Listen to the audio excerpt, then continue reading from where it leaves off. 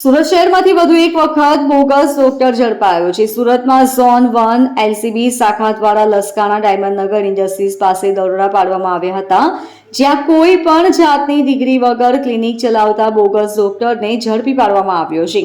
પોલીસે દવાખાનામાંથી મેડિકલ સામાન તથા દવાનો જથ્થો મળી કુલ ₹39,000નો મુદ્દામાલ જપ્ત કરી કાયદેસરની કાર્યવાહી હાથ ધરવામાં આવી હતી।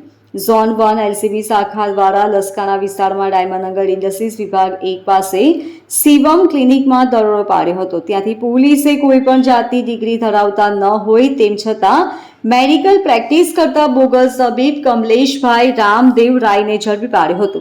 તે મૂળ બિહારનો વતની છે। પોલીસે દવાખાનામાંથી મેડિકલ સામાન તથા દવાનો જથ્થો મળી કુલ ₹39,076નો મુદ્દામાલ જપ્ત કર્યો હતો।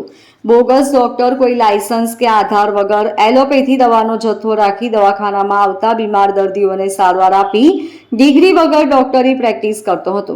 હાલ આ મામલે લસકાણા પોલીસે ગુનો નોંધી તપાસ હાથ ધરી છે।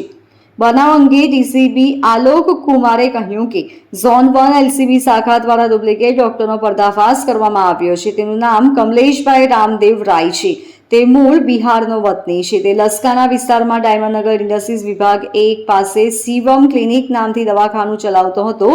પોલીસે સીડીએચઓની ટીમ સાથે ક્લિનિકમાં દરોડો પાડ્યો હતો। તે માત્ર ધોરણ 12 જ ભણેલો છે। તેની પાસે એમબીબીએસ, બીએએમએસ, બીએચએમએસ કોઈ પણ ડિગ્રી ન હતી। તે છેલ્લા 4 વર્ષથી ત્યાં પ્રેક્ટિસ કરતો હતો।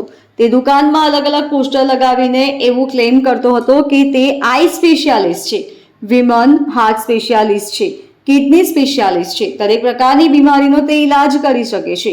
તેના ક્લિનિકમાંથી સર્જરી કીટ, સિલાઈ કીટ, ઇન્જેક્શન બોતલ, બીપી મશીન, હિમોગ્લોબિન ટેબ્લેટ વગેરે મળી ₹39,000નો મેડિકલ સામાન તથા દવાનો જથ્થો જપ્ત કરવામાં આવ્યો છે। લોકોને અપીલ છે કે તમે જે ડોક્ટર પાસે જાઓ છો ત્યારે તેની પાસે ડિગ્રી સાચી છે કે નહીં તેની તપાસ કરે। ખોટા ફરજી સર્ટિફિકેટવાળા ડોક્ટરો પાસે નહીં જાઓ। Bureau report, LK star news, Surat.